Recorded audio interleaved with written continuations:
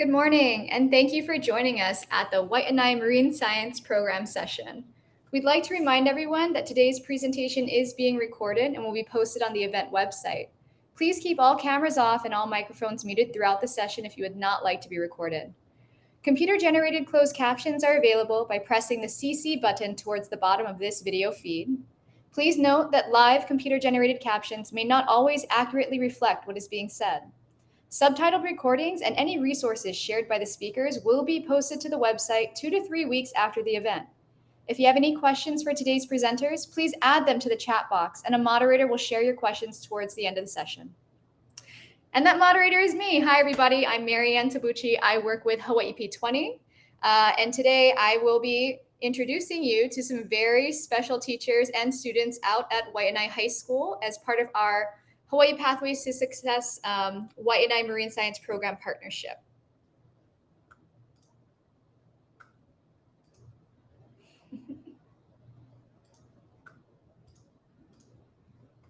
Before we get started, I'd like to share a little bit of information, just some technical details about the kind of work that we've been doing with Waiʻanae High School.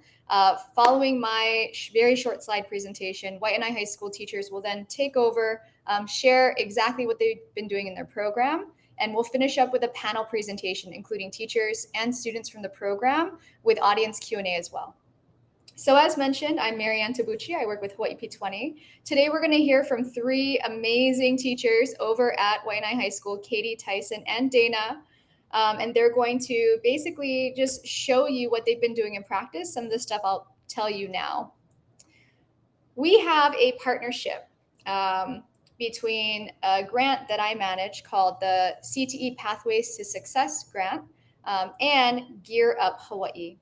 So part of this is really this blend between the work that Hawaii P20 and Gear Up Hawaii does. So if you're not familiar by now, Hawaii P20 is a statewide partnership that's led by the Executive Office on Early Learning, HIDO, and the UH system.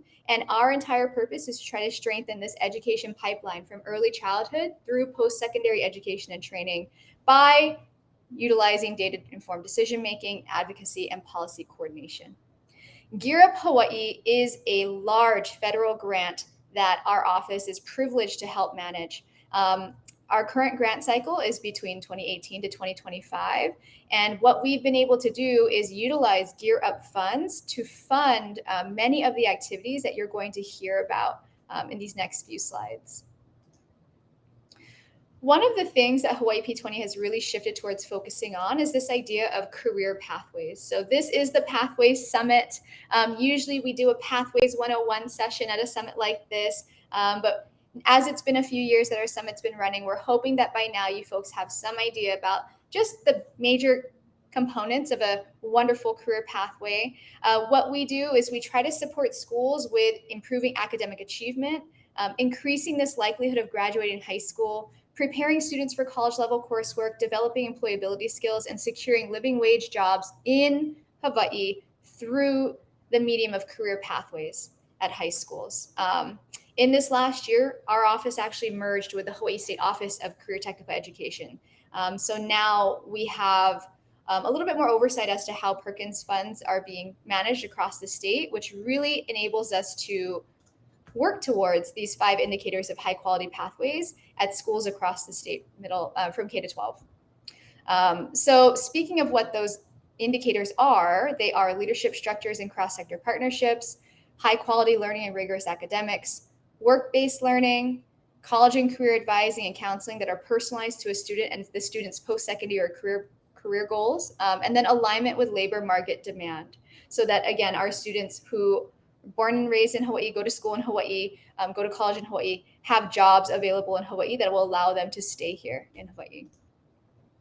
So the project that I manage is called CTE Pathways to Success. And again, it's a project where we have project goals and we're completely funded at Waiʻanae High School through Gear Up Hawaii, which is wonderful because it allows us to provide as much funding as the school might need to provide as many opportunities to students as they can. This particular project has a specific project goals.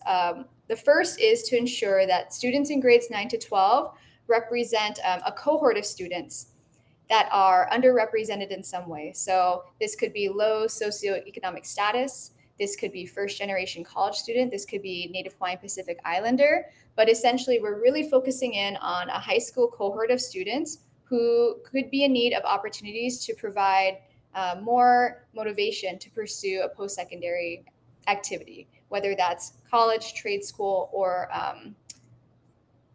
credential that would allow students to, again, have these living wage jobs in Hawaii. Another part of our project is we really want to ensure that all students have access to on and off campus work-based learning and personalized college and career advising. We'd like to ensure that students, regardless of their background, have academic preparation opportunities to place into college level English and mathematics courses, because every post-secondary degree program requires some kind of college English and college math. We want to work with the students and the counseling team to ensure that students have every opportunity to navigate transitions to post-secondary opportunities successfully, whether that's through college application nights, FAFSA nights, bringing in program advisors from colleges across the state to speak with students about what their programs are like, doing campus visits, trying to take a lot of these opportunities that aren't always systemic in programs and ensuring that students have access to them rather than kind of leaving it up to the student to seek out counseling on their own. And then finally, ensuring that students have post-secondary advising support to persist not just through a first year of college, but through a second year of college as well, if that's the goal that they choose. Our target populations, again, we're looking at Native Hawaiian Pacific Islander, neighbor island, rural remote areas, first generation college student, low SES. And right now, our programmatic makeup, we do have neighbor island schools, we do have rural remote schools. The majority of our schools are Title I. And if Title I is not a definition that you're familiar with, it means that more than half of the campus is considered at or below the poverty line. One of the big things that we do with our program, and that I think Waiʻanae High School really exemplifies, is we ensure that the students receive all of these opportunities as part of a cohort. So a cohort is a word that we use in education. It really just means a smaller learning community that all have shared learning experiences. So this group of kids, they all receive the same types of opportunities, interventions, really, again, to create systemic motivators for post-secondary experiences. We try to ensure that if an early college course is offered, that course is offered to everyone in the cohort. If tutoring is offered, it's offered to everyone in the cohort. We really try to ensure that the school team itself really thinks critically about what the progression of their cohort looks like from 9 to 12. What are these experiences that are specific for 9th grade that can be built upon in 10th grade, 11th grade, 12th grade, whether it comes to advising experiences or work-based learning or even off-campus experiences as well. So it is my pleasure now to allow Waiʻanae High School to speak to the work that they've been doing. And I am so pleased to introduce Dana, Katie, and Tyson to talk a little bit about the work they've been doing. And I'm just going to go ahead, I'm going to turn them on and allow them to introduce themselves. Aloha, I'm Dana Hapi. I'm currently the program director for the Marine Science Learning Center. My name is Katie Kealoha. I'm the Marine Science English teacher as well as the coordinator for the Learning Center. And I'm Tyson Arasato. I am the Marine Science teacher for the Marine Science Learning Center. So some background about us. Both Tyson and I are graduates of the program. I graduated in 2006. He graduated in 2007. We each kind of have our own areas that we focus on, but we work as a team. And I'll let Ms. Hafi speak to some of the history of the program, and then we'll get into what learning centers actually are, what that means, and how it affects our program. Okay, so the Marine Science Learning Center was started back in the late 80s, early 90s, with the concept of it being a magnet school. And because of our location adjacent to the ocean, it was decided that we would be the Marine Science Magnet School. The coordinator at that time, Susan Lum, had the vision to understand that in order to be a Marine Science Learning Center, one of the things that we needed to have was an aquaculture facility, because she saw that as an important aspect of marine science going forward. And so she was able to secure funding from the ledge to dig a well and to build the infrastructure. I was fortunate enough to come in from the beginning of the program, and I worked with her for many years, and then took over as the coordinator when she left in 1999. So we raise many different marine species. Our primary species is the seaweed. That's the one the one thing that we do market, which provides funding to help support student activities for the Learning Center. We also raise various marine species. We have native fish, we have a non-native shrimp, and the animal species are used for two things. They're used to provide nutrients for the seaweed that we raise, and they're also used as a teaching tool to teach kids to analyze water quality, to collect the data, look at the data, and think critically about what optimum levels should be and what strategies they would take to improve if conditions are not optimal. That's a perfect transition. So we do have an introductory video that we're going to show that briefly explains what the students learn within our program, as well as what are some of the activities outside of that aquaculture facility that we do with students. The Marine Science Learning Center at Waiʻanae High School is a program which seeks to engage youth from the Leeward Coast in hands-on, culturally relevant, and place-based curriculum focusing on marine science and aquaculture. The Learning Center is the only school on Oahu with direct access to a saltwater aquaculture facility, as well as varied intertidal ecosystems on and off campus. For the Learning Center, the aquaculture facility is a key part of our science and career curriculum. The students learn the basics of water chemistry and biological processes by monitoring plant and animal systems, collecting water quality data, and learning about how different processes and parameters can impact the growing environment for different species. In the facility, students participate in regular maintenance of a few target species. Students grow Gracilariatic vaiae, known as ogo or seaweed, as a product that is sold to community members and local markets. They also monitor and maintain shrimp and fish systems. The shrimp are harvested each year for the students to prepare and share with their families. Students also learn about aquaponics and ways in which backyard systems can be set up to provide both protein and vegetable foods. Students also utilize the aquaculture facility to learn personal responsibility and explore questions of interest. As juniors, they participate in a guided inquiry project and learn the basics of each system. Then for senior year, they design a capstone project which they independently set up, monitor, and report on. In working in the aquaculture facility, students learn not only about science or growing species, but also about professional skills needed to succeed in a variety of settings. Teamwork, communication, and personal responsibility are emphasized. Students also utilize natural environments within our community to learn skills such as species identification, surveying, and safe and ethical handling of animals. In order to understand the importance of aquaculture, agriculture, and the skills they're learning in school, the Marine Science Learning Center focuses heavily on learning experiences off campus. Students learn about watersheds, climate change, and food systems, and participate in service learning in both community areas as well as across the island. They also participate in a week-long aquaculture workshop to help them better understand what careers in marine science or aquaculture look like, and the skills that they require. Students get hands-on experiences in service learning and speak with professionals in the field about their day-to-day work life and the paths that led them to their career.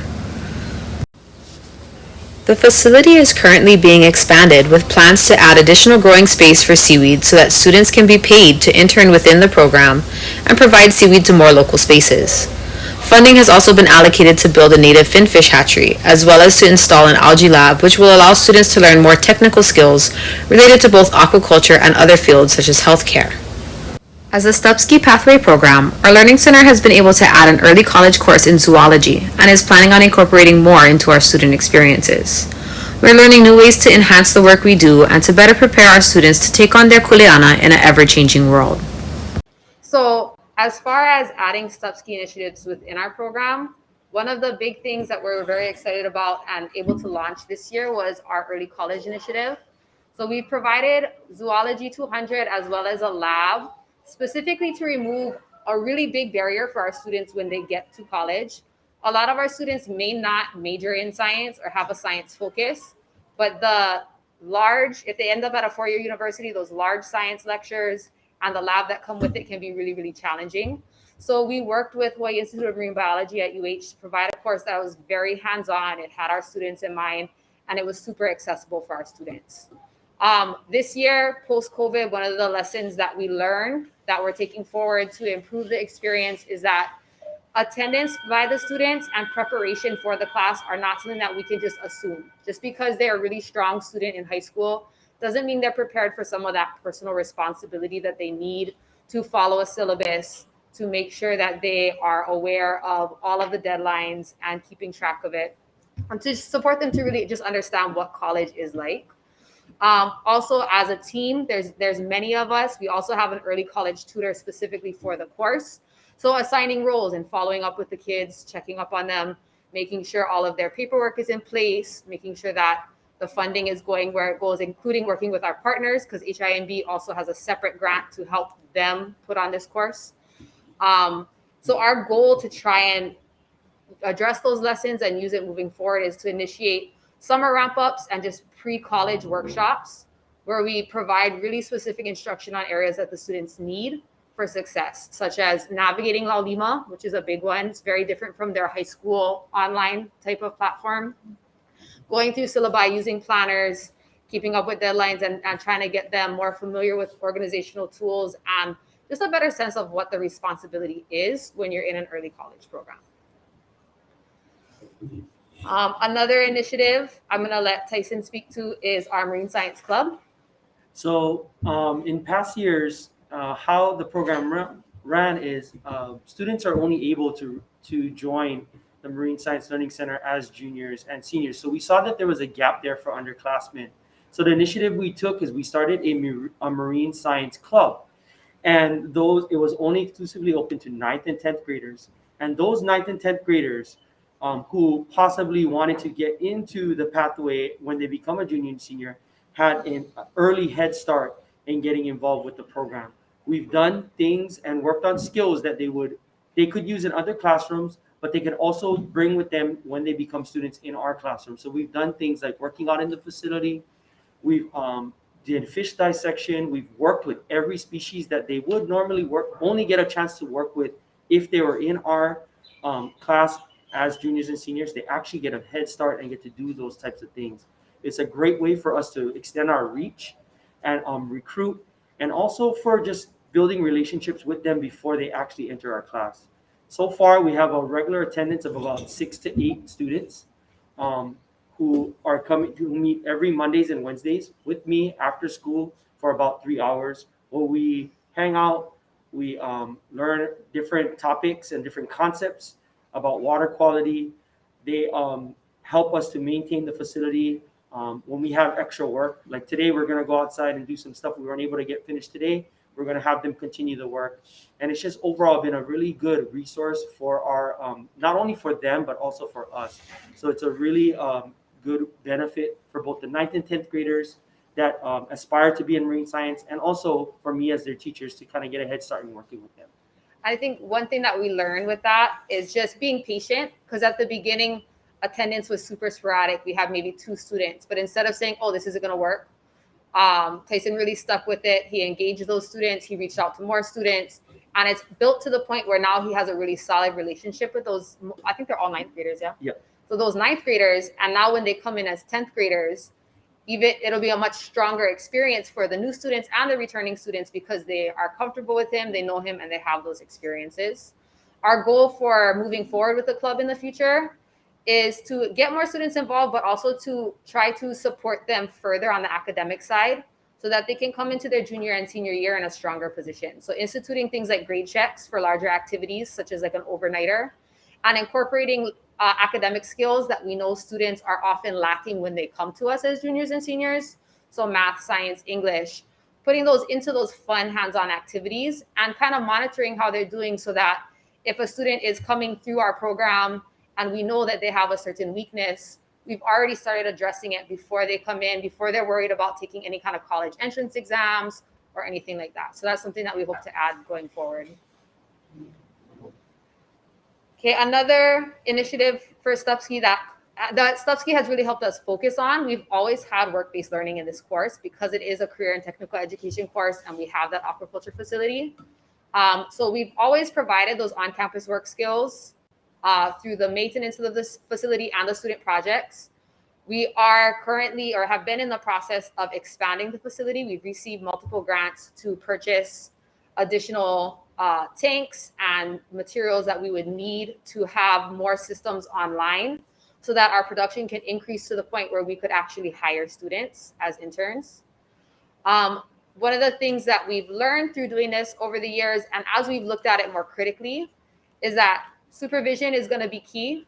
Like really looking at it as a teacher and a supervisor. So teaching those workplace skills individually and setting them up for success by being able to monitor how they're showing those skills, which skills they need to work on, so that they're leaving us with a really realistic view of what's going to be required from them in the workforce, whatever field they end up in. So our goal to continue to build on that is to not only have them intern with us, but to connect to other community organizations where our higher level students, as they go through the Marine Science Club, as they come through our class and they've gotten this wealth of knowledge and experiences, rather than having them continue in the same types of responsibilities that they have in the normal day-to-day at school, have them apply those skills outside of our school. So looking for future internship sites is one of the things we would like to do to give our students a wider berth of experiences. Another area of Stupski that they've really got us to laser in on and try to think critically about how we're doing is providing that career specific counseling and that individual counseling. So we have over the past 6 to 8 years used an aquaculture workshop on island to expose students to a variety of career pathways. One thing that we've been learning or that we know from our experience is that students often wait too long to plan for after high school. They will have an idea of what they want, but not necessarily feel confident or empowered to go through the key steps, completing their FAFSA, completing school applications, applying for scholarships. They're often really motivated though when we do take them out to meet professionals. They want to understand salary requirements. They want to know like what would I get paid in this career? What is it like? What's your day-to-day responsibilities and how do I get there? So for them to see those careers is one thing, like, oh, it is possible for me to work at a fish pond and get paid as my career. It is possible for me to be outside every day as my career. But for them to also understand what are the steps they have to take to get there. So our goal is to try and increase their access to professionals, create multiple points within the year where they're connecting to these professionals and can have those more extended conversations and explore those careers they're interested in. And also within our program and the Marine Science Club as well, building in those conversations of what are you interested in doing? What type of day-to-day job do you think you would enjoy? What type of skills do you have? Okay, well, if that's what you're interested in, do you know what it takes to get there? So having those conversations and connecting them with resources early, so they're not leaving us and still going, well, I thought I had a plan, but I didn't realize I needed all of these different things. Okay, so we have actually with us 4 seniors today, all of whom are awesome within our program. I'm going to go ahead and let them just say their name and introduce themselves before we get into the questions. Good morning, everybody. My name is Izzy. Hi, my name is Kylie. My name is Desiree. And my name is Princess. These 4 seniors, sorry, they've been with us since their junior year. Last year, they had a fully virtual year. And this year was their first in-person year with our program. Thank you again for joining us. So for our audience members, at this point, we are going to be shifting into the panel portion of the presentation. So we have some questions for the teachers, some questions for the students. I'll have the questions show up along the bottom of the screen, just so that you folks can follow along if necessary. And of course, if you as audience members hear anything that piques your interest, you want to learn more about, please put any additional questions in the chat and we'll address audience questions as soon as the panel questions are over. So first question for the teachers. I feel like I'm on a game show almost. So in your guys' work, coordinating the program, teaching the program, how did applying the Pathways to Success or STEPSKI project goals help you support your most marginalized students? I think for us, we always, like our population is always majority marginalized students, but oftentimes we kind of view our work with them as just building them as much as we can within their 2 years. We don't really have a view of them from ninth graders to after high school. We might have some conversations with them like, hey, what are you interested in? What are you doing next year? But it wasn't, I don't think, a key focus of the curriculum to really build them to have a plan. So I think for me, Stupski goals were super helpful in building that focus and supporting students who may have an interest or may have an ability, but wouldn't necessarily have the support to go through all of the different hoops they have to jump through and all of the different processes they have to be familiar with to get to what that goal is or use that skill that they have. You want to add? Well, I think the resources that are available to us through Stupski has really helped us to be more focused in how we direct the students as they work towards their post-high school goals. And provide more opportunities for them Yeah. as well, such as not having so much emphasis on them fundraising for certain options or feeling as though early college is out of their reach, but that is right built in and easy for them to have access to. I think the focus part is something, Katie said that in multiple points during the slideshow, and that's really what Subski has done.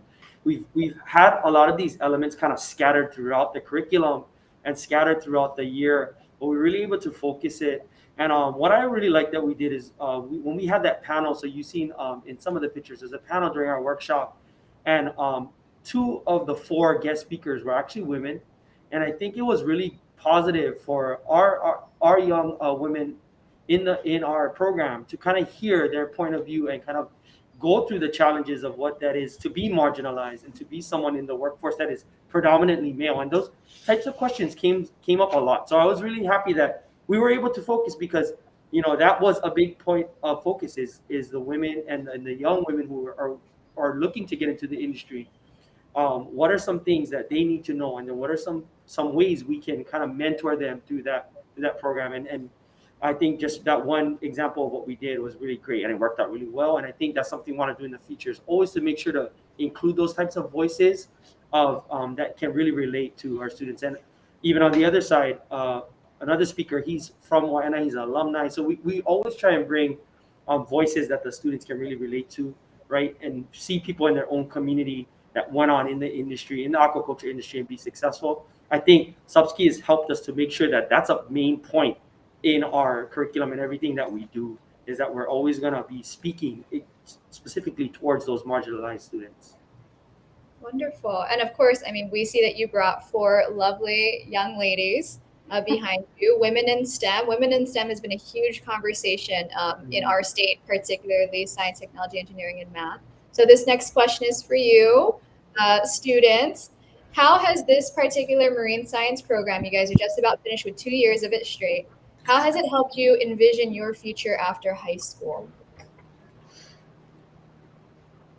I feel like this marine science program has helped me envision my future for after high school by instating so much discipline in how to get things done, like time management and just managing everything organized and having it planned out. Yeah. For me, this marine science helped me envision my life after high school or future. It helped me build relationships more easier. Feel like it made me feel more comfortable making new friends, and yeah. It helped me to try new things, and when we went to the fish pond in Haiti or whatever, it made me want to do an internship there. Um, for my future after high school, it kind of created many different things for a lot of students. Like it helped, for one, a lot of students they weren't really sure about this class, but then kind of getting to know what we do in the system and what we do with the teachers, they kind of gain the connection with this class and wanting to be with it. And we have days where we ask other people to come, and us sharing our stories make them want to come as well. It sounds as if you girls are saying that really being in this program has kind of established your confidence in being able to share with others about what you're learning and really start helping you to build that social network. So meeting these adults in the community, in the career, and then also within your own school campus as well.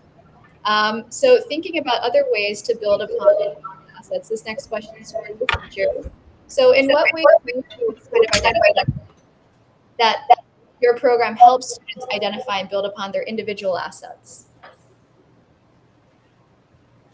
I really think that so many of our students have incredible talents that they don't recognize. They don't understand that this is a skill that I should be putting on my resume. And I think that what we try to do is we try to get them to understand that all of the skills that they take for granted, that they use every time they go out in the facility and they're measuring water quality, or they're maintaining an animal tank, or they're figuring out the feed rate, or they're calculating the growth rate of the species.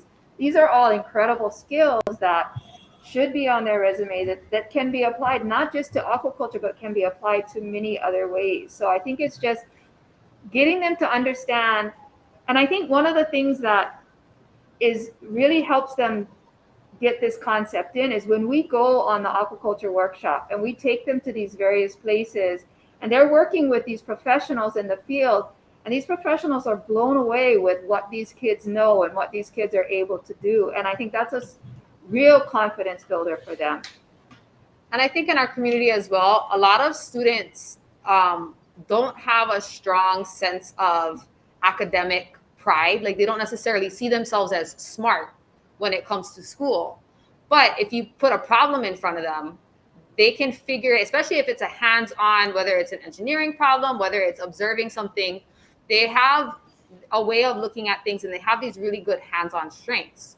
So when you're able to take them fishing and they know how to do everything and they can help somebody else, or you put them outside and you pose a question or a problem to them and they're able to look at it and figure it out, it lets you as a teacher say, I know you're struggling with this reading right now, but you know about this because I saw you just kill it on that field trip, or I saw you, demonstrate that you understood this in your project. Let's make the connection between what you're physically doing and what you're really comfortable in, and show you that you're really knowledgeable about it and it can apply in an academic setting. So I think having the academics connect to something that is very concrete, that they can demonstrate physically, they can see how their strengths are transferable, and that there's not just the individual side, like the academic side of paper, pencil, bookwork, doing math problems, but really life is about solving problems in real life, real, relevant, place-based things that they're going to be doing. Their career isn't really going to care how long they can sit and read a book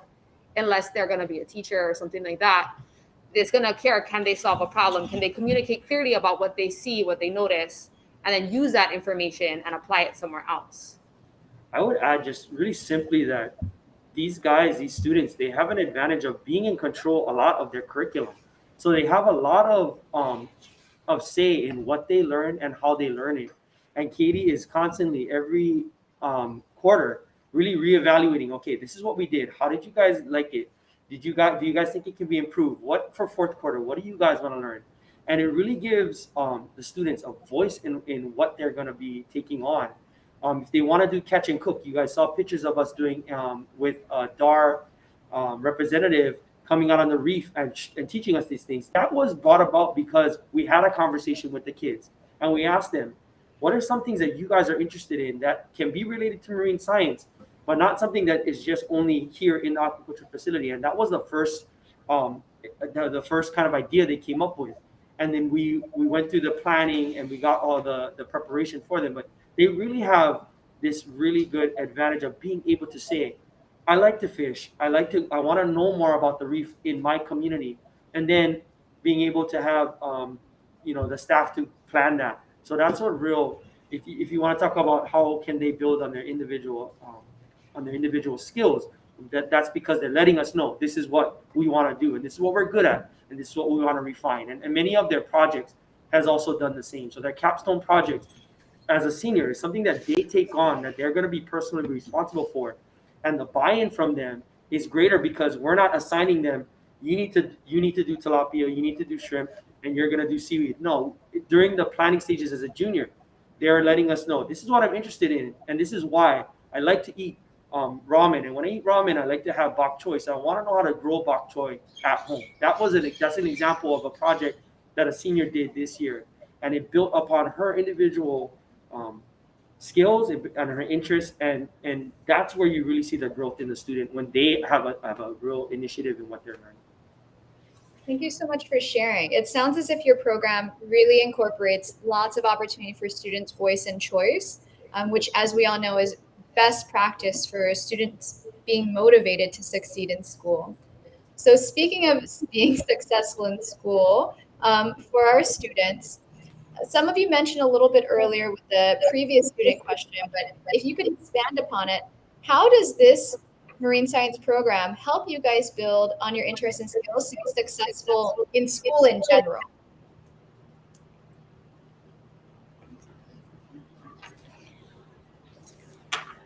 This marine science program helps me build on my interests and skills to be successful in school by making me want to attend school more often. This program is like very interesting, and once I stepped into this classroom or program, these teachers, it made me feel very welcome and comfortable. I really like the hands-on learning that we do a lot. We go on field trips a lot. Um, and it also helps me, like I said, build relationships. And I also think it's good so I can build connections for my future, internships or jobs. The marine science program has helped me build on interests because not only was I able to like conduct an experiment by creating an aquaponics system, it also like helped me think about how there are different ways to be sustainable in Hawaii, and I want to push like forward that in the future.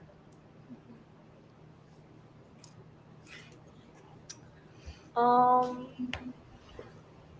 for me, I don't want to have a career in um, after school with science, but it makes me want to become a teacher because the way they hold themselves accountable, the way they help students, the way they push us to do what we have to do. Like Izzy said, they helped us keep us sustainable and to know what to do and how to problem solve. I'm not sure. It's okay. She heard you. I really appreciate the effort of everyone trying to chime in. Thank you so much. So your teachers and yourselves, you guys mentioned a lot of different opportunities for you folks to kind of incorporate some of the stuff that we do here in our daily life. Like I eat bok choy with my ramen. Like how do I grow bok choy? Or you guys said also in your video that you guys provide seaweed to a variety of places in your community. So, in your folks' opinion, how does your program support these young people with connecting with their own cultural practices through your program?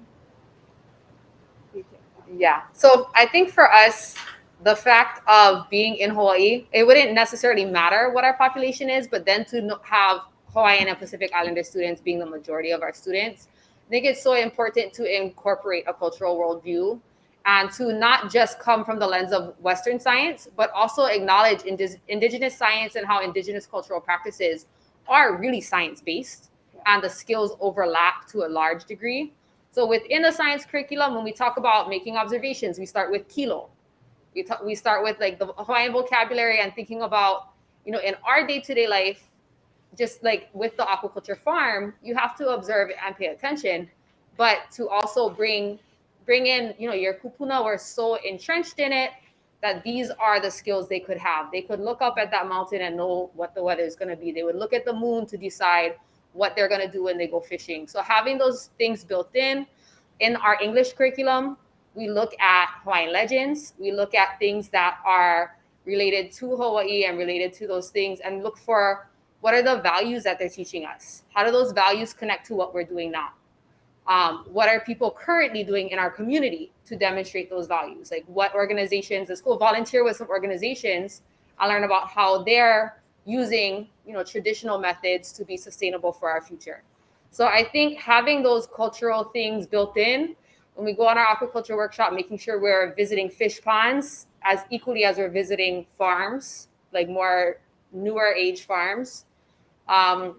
As well, because we go to those places, because we go to fish ponds and things like that, having a cultural protocol that the students learn so that they can be confident stepping into those spaces. A lot of times they're not fully confident. Like if they had to maybe chant by themselves, they would shy away from it. But they have an opportunity to do it together, to be uplifted, to learn something specific to their culture and community that's a part of their learning, not separate from it. So I think that that's really, really important for us. Yeah, I would say that the cultural aspects in our classes is nothing new, nothing that new that we incorporated. When Dana was the teacher and me and Katie were students, it's something that we practice all the time, and it's something that was a mainstay in our class. And I'm glad that we were able to keep that culture component as strong. You know, when we meet in the mornings, it's very unique because we meet, we have juniors and seniors, we combine them together for the first 10 minutes.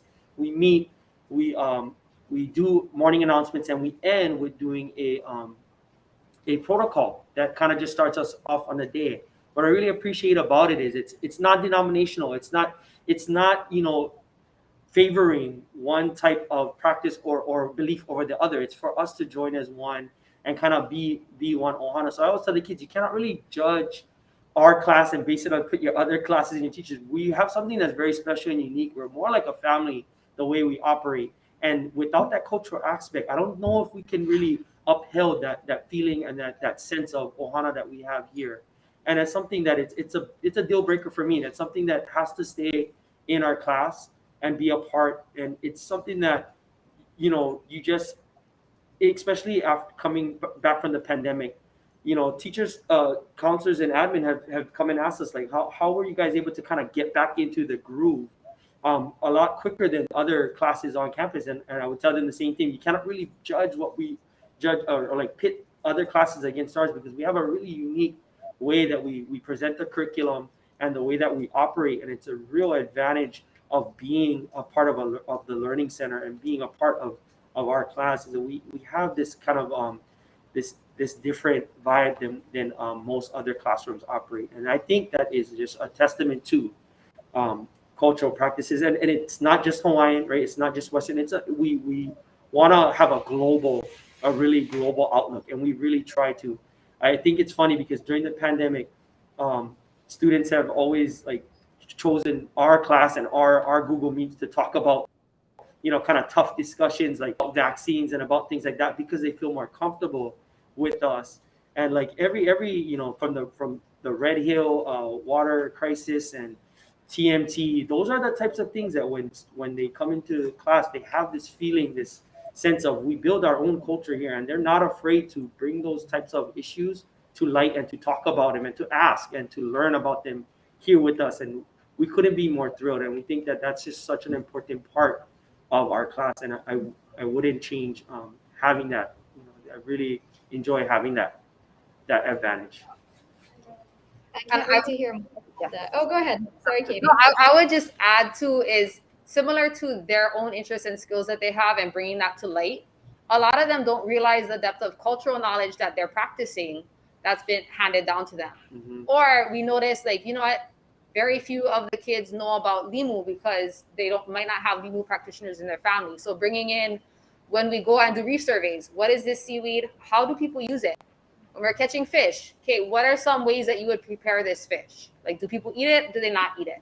They can use their own knowledge from fishing or being around the ocean, and they can also learn something new as far as how it may have been done in the past. So I think that always makes it more interesting than just looking at a book. What's the scientific name? What are its characteristics? But what did you use it for? Can you eat it? Does it taste good? So I think that that's kind of key for us. I know my noon alarm just went off too. I was like, it's time for lunch.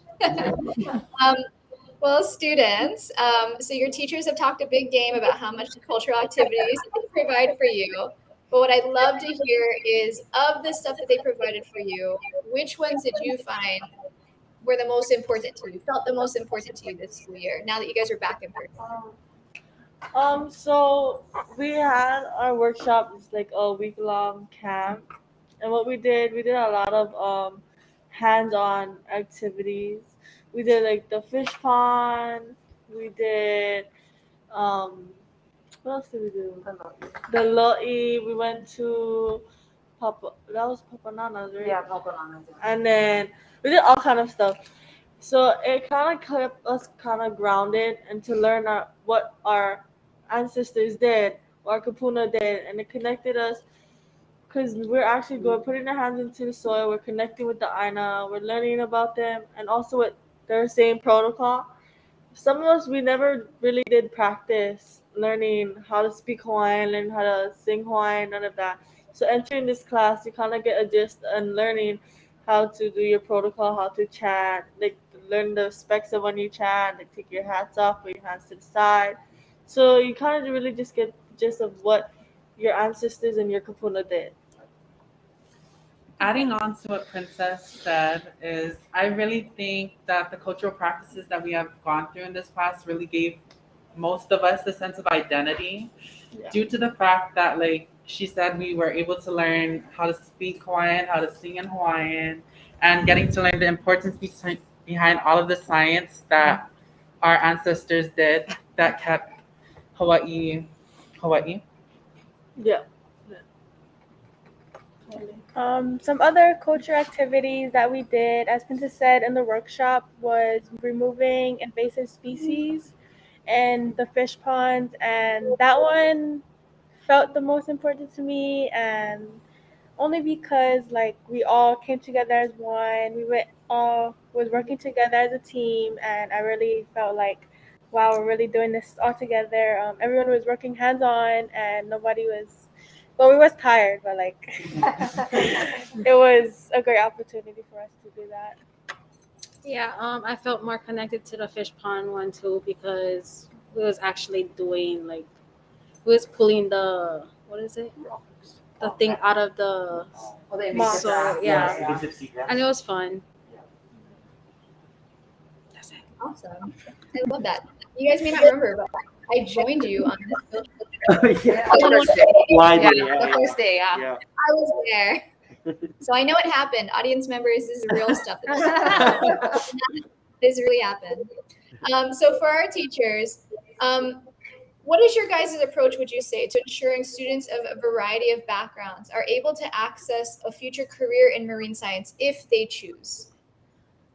I think we've touched a little bit on it.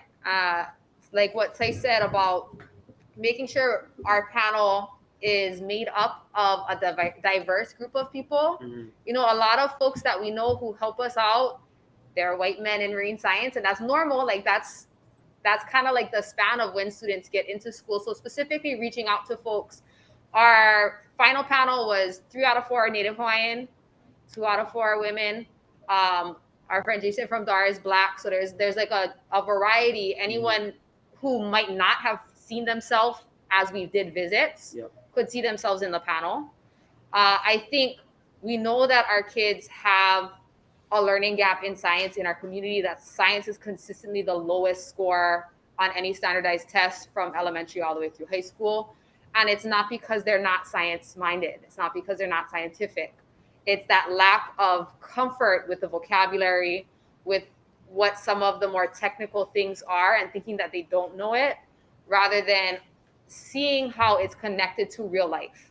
So I think for us, building that real life connection and having them realize like you can learn these crazy vocabulary, these hard words, these concepts that seem really confusing, because we're going to break it down for you. We're going to show you. If you get a new concept, you can learn that too, same way you learn this one. So I think providing them those experiences to gain confidence in science, and then also to see themselves reflected in scientists in the marine science field, and know that if it's something they're interested in, there are absolutely people who have already done it, and there are avenues that they can take, and that they do have the skill set, they've learned it. They're learning it in school. They just have to continue to apply it the way that they have been in high school. And I think another aspect that's really important is that we try to expose them that marine science is a huge field. Yep. There's so many different types of jobs in that field that, you know, they can find an aspect that is interesting to them. The other thing that I really liked about our panel is all of the panelists came from very diverse backgrounds. The Marines, they didn't just go, I know my goal, I'm going 4 years, here's my job. They had multiple other jobs, and their paths kind of twisted and turned. Mhm. And it really helped the kids to see that you don't have to go to college and have an end goal in mind that you're going to go to and get there directly. There's a many ways to find a path to your career. The most important thing is that you always are taking positive steps forward. Yeah, and it's just the more we diversify in the things that we do, the more foots in the doors that we'll be able to get for our students. So the creation of the hatchery is going to be a really big. It's pretty much going to be the hatcheries and even growing algae is the future of the aquaculture industry right now. They're seeing a real boom in that direction of feeding plants and animals for grow out. So that's a type of things. As we diversify and as we get more established in that, we'll be able to actually have our students leave with really specific experience that they can actually take and be a manager at a hatchery or be a technician there. So really kind of higher paying technical jobs are waiting just around the corner. So the more we diversify, the more also our students will be more diverse in knowledge. And to kind of also circumvent the question, um, they won't always go into a career of marine science, but we make sure that the stuff that we do. So you heard Princess, she's interested in becoming a teacher. I don't know why. That's like a crazy idea, but she wants to be a teacher, and we do a lot of community outreach. We bring groups on campus, and Princess got a little taste. She got to come outside and meet our intermediate group from Nanakuli a few weeks ago or last week. So giving them the type of experience. A lot of our students, alumni, have gone on to jobs in the healthcare field because a lot of the technical work we do with water quality is applicable.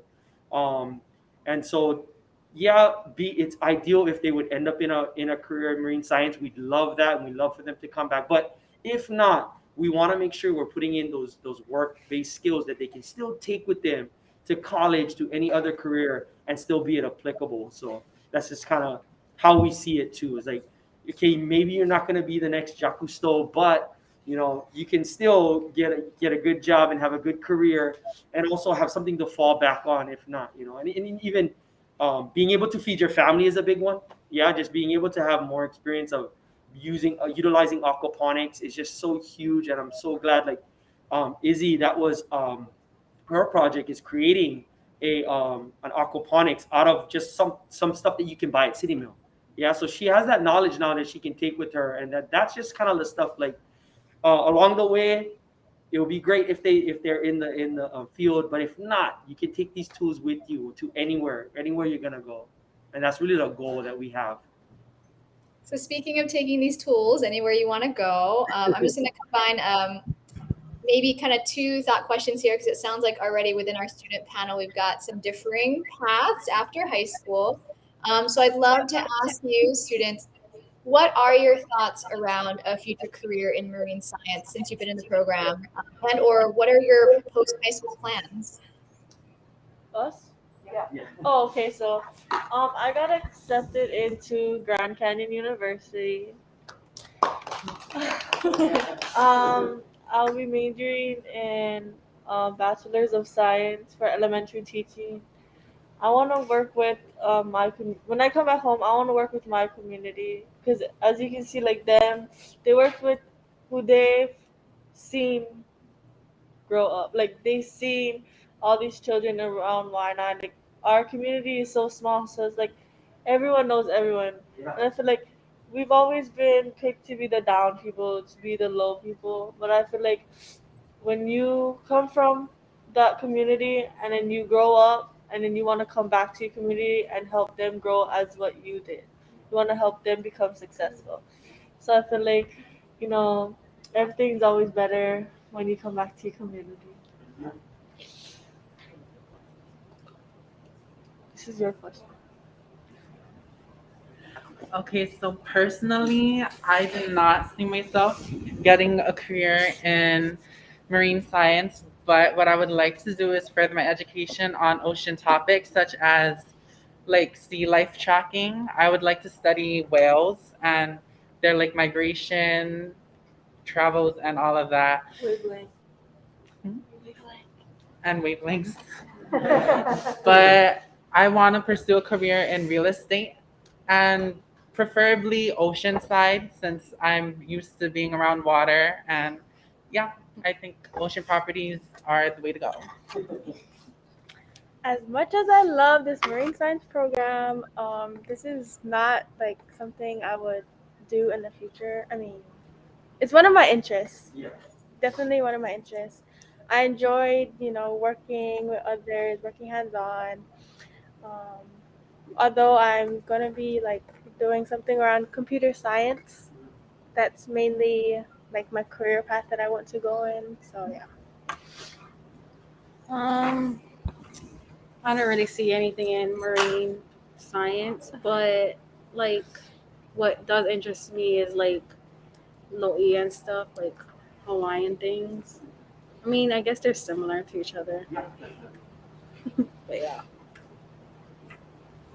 It sounds like for each of you, though, even though you learned a lot from this program and you realize what works for you and what doesn't work for you, it sounds like each of you probably do have some kind of post-secondary journey. So maybe that's college, maybe that's the real estate credential, but it sounds like your educational journey doesn't stop here.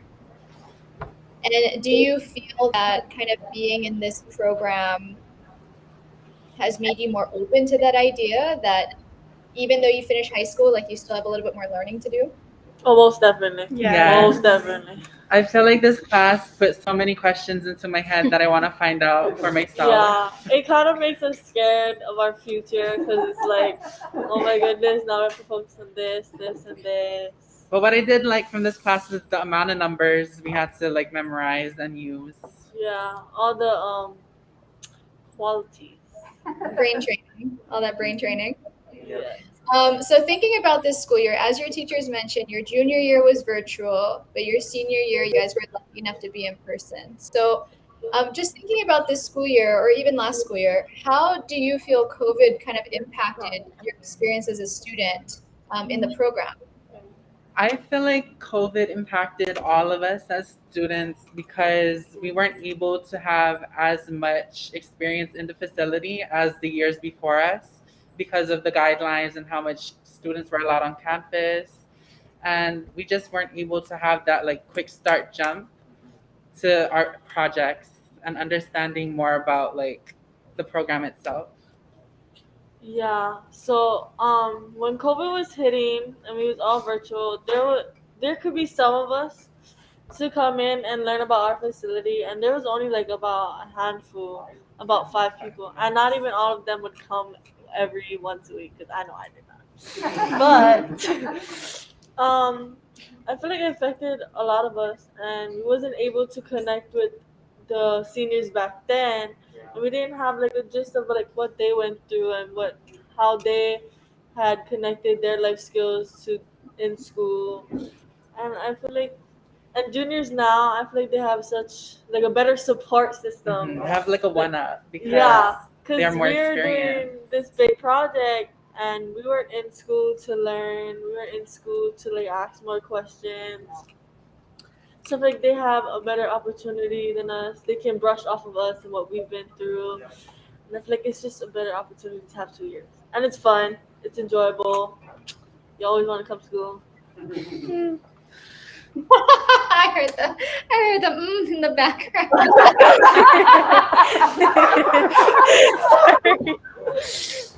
Okay, so we do have a few audience related questions.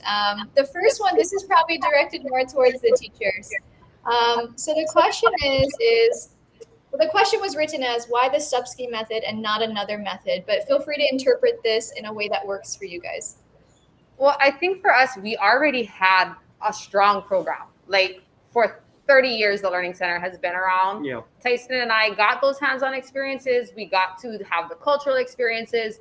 But I really feel like our generation went through leaving Waiʻanae High School, going to college, and then experiencing that kind of shock of, hey, I was a straight A student in high school. Why am I struggling with these college classes?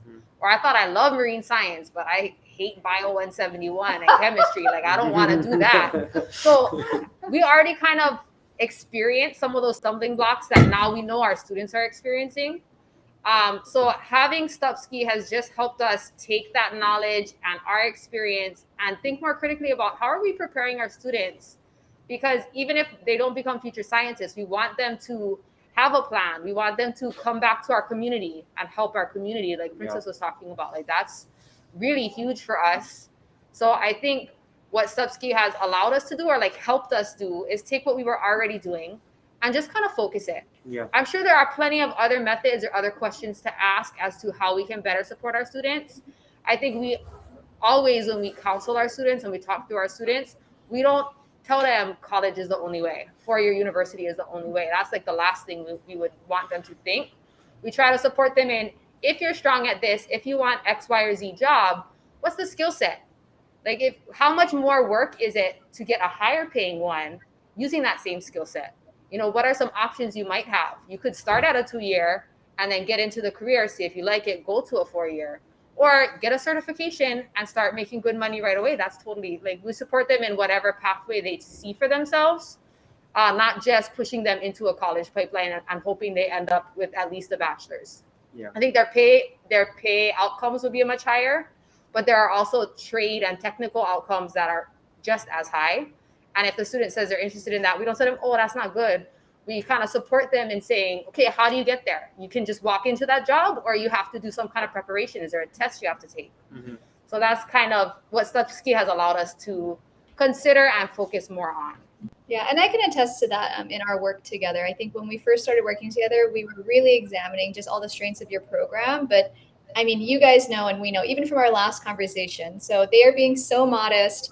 Like, they're already thinking ahead. How do we integrate more college level math in our courses? Like, they're setting up conversations with professors at the UH system. They are really trying to incorporate 10-year planning and really getting kids to think, what is my journey like after high school? Because I think a lot of times in Hawaii, you know, high school graduation is such a big deal. I mean, I graduated from Campbell. It was a big deal. And we had doves flying. It was a whole thing. But I think a lot of times we forget that, like, okay, I graduated high school, but now what? You know, what do I do? So I can really tell just from our work together, the transformation of the conversations beyond like, okay, here's what we're doing good in our program, to here's how we help kids think critically about where they are now and where they want to be, and kind of those steps in between to get there. Here's another question from the audience, and this one's for the students. And the question itself says, what improvements or changes would you recommend for this marine science program? And they've listed a few different examples, but I would love to hear what you guys just think. Some changes would be. It's a good question. Yeah, that actually is a really good question, because I mean, our class is so like good already. Yeah, it's Yeah. well planned. Yeah. But we ask you that question all the time. What would you do differently about what we did, or what's something we didn't do that you guys wish we did? Oh, for us, The beginning of the year. the beginning of the year camp. Yeah, that was out of our. Yeah. Like, because the juniors now, they have such a good opportunity of having a camp, and then they're gonna have like the CCC building come in and talk to them. We never had that. And It I was on feel our like own. we didn't bond with them until that camp. Yeah. We didn't have that connection that we would have had if we had the camp. Yeah. So normally what we do is we will take the students as a very opening activity within the first month of the year. We take the students on a 3-day team building retreat where we divide them into team mixed juniors and seniors. We choose a very isolated campsite where there's no phone reception, and so we can have 100% attention. And we do a full range of activities that are all competition based.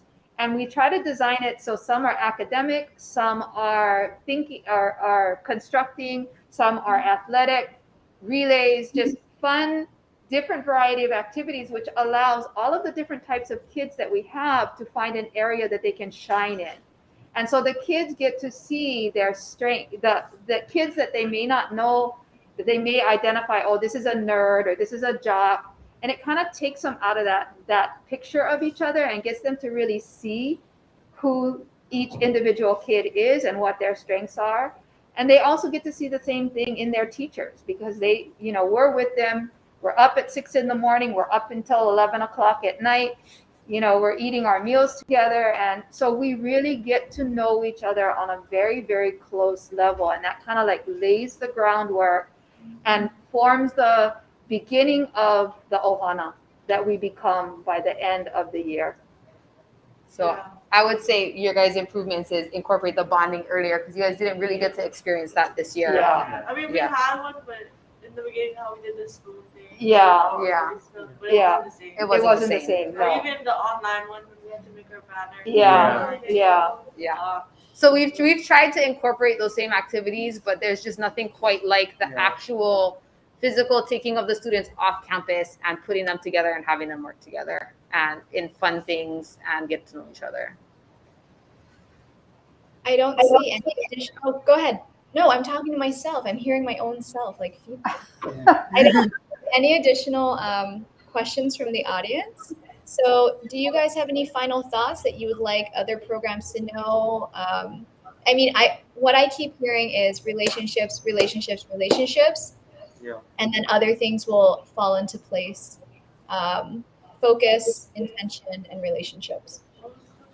So any closing thoughts? Anything you would want to suggest? If other teachers wanted to do a program like ours or something like that, what would be the things that you guys think? I feel like understanding your students is a very strong tribute to help a program grow. Yeah, just being open-minded to your students and how whatever issues they'd want to address. I feel like they really did that very well on making us feel comfortable. And yeah, and you need some hardworking students. We have, I'm not gonna lie, we do have some students. This is like, come on. But then, this generation coming up, you just gotta work harder. Honestly. Well, and I do really think that COVID and not having the beginning of the year team building has impacted this year. I think we would have had a totally different dynamic if we had been able to do that. Yeah, to add on to that, I would say, nobody's immune to all of those obstacles that COVID is still presenting today. And, if you're feeling a kind of like a stress or like a strangle on your classroom culture, just know that even here at Marine Science Learning Center with a 30-year program, we've experienced those similar. It's not all good, right? Like it's not have been all easy and good of what you guys are hearing. We've struggled with attendance. We've struggled with getting students back. Believe it or not, we've planned several of these really hands-on events and had, 2 or 3 field trip forms returned out of a class of 40. So we have been also facing those things that COVID has kind of like have a stronghold, and we're working our best to kind of break them and just keep on pressing on and trying to improve and trying, like Katie said, for the early college, we cannot assume that kids know, okay, class is every Tuesday. I got to come 10 minutes before class every Tuesday. That's a skill now that we have to actively instill in the kids again. And that may have not been the case pre-COVID. These 4 behind you, I mean, if this were online, probably only Izzy's camera would be on. Yeah. So these guys, even themselves, have grown a lot since COVID, and I'm just so grateful to have them back here behind us. And it's just, I've told them before, I appreciate them coming out here because they're the real testament to how you overcome those obstacles. If you keep pressing, this is the end result. You get these guys, and I know that for you guys, the audience members and you teachers and your educators out there, there's a light at the end of the tunnel, and it's worth it. It's worth it. Keep pressing and keep pushing on, and that's what we have here. Yeah, I think for this program, the advice to people who want to initiate programs like this, I love what they said. Consider your students, like put your students first. As a teacher, it's really easy to say they gotta know this. This is important. Mm-hmm. But if they don't believe it, they're not gonna take it. So yes, the relationships, yes, knowing your students. And also, it's a ton of work. Like it is so much extra work on top of like a regular classroom. It's so much extra work. But they asked me the other day, do I like being a teacher? And I said, if I was in a typical classroom, like a regular English classroom where I started the school day, with them at 7:30, and then I was done at 2:30. I didn't have any of this extra stuff, I probably would have quit a while ago. I would have just not had the engagement and the want to do it. But because I can see them shine in so many ways, and I'm not limited to four walls of a classroom, I think that as a teacher, it's super rewarding and it's super engaging and fun to do. Like, I like coming to work. I mean, everybody wants to stay home sometimes, but I actually enjoy coming to work every day. I have things like, okay, I'm going to get this done. We're going to plan this. We're going to do that. And it's all because we not just get to work with them, but we get to work with them in this context where I know they're having good educational experiences. Yep. I'm not trying to plan something fun and they all hate it. It's like really they're getting into it and getting deeper in knowing themselves, in knowing each other, and in knowing the content. So I think that that's really key. Yeah, and I feel like what you guys don't know, and that we're like learning, you guys help us learn, you guys like learning as well. Yeah, that's very true. Anyone else want to add anything or say any final thoughts about it? Yeah. Not just saying this because I'm in the program, but they're really like amazing teachers. They provide more than what they can do. Like, they stay after school if you need help. They provide whatever you need. They'll have it. As Katie said, Miss Kealoha said, she enjoys coming to work as well as me. I enjoy coming to school, especially for this classroom. Especially for both periods.